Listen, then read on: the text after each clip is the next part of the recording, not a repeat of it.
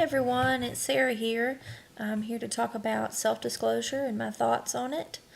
For one, I can see it being a good thing in some situations, and then in some situations I can see it being, an issue and causing trouble between the client and counselor. I keep thinking about my kids in my class and how much of my personal life I disclose to them.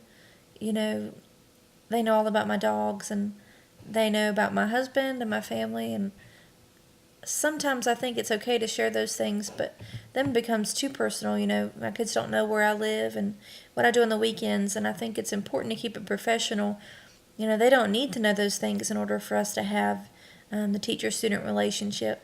And I think there's, at times, when you're counseling, there's some things that clients need to know, and then there's some things that clients don't need to know, and it's important to keep it professional.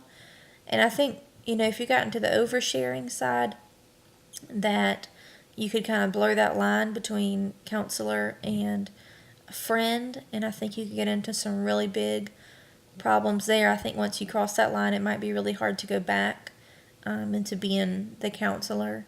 And then I can see on the other side, if you never disclose anything about yourself, how you might seem, ingenuine or not like a real person.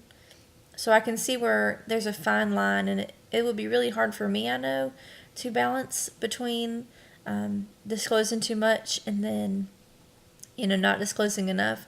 Usually when I'm talking to people, I try to find some way that I can relate to them. That makes me more comfortable, and, usually it helps to build friendships. But I can see where in the counseling relationship it might not be such a good thing.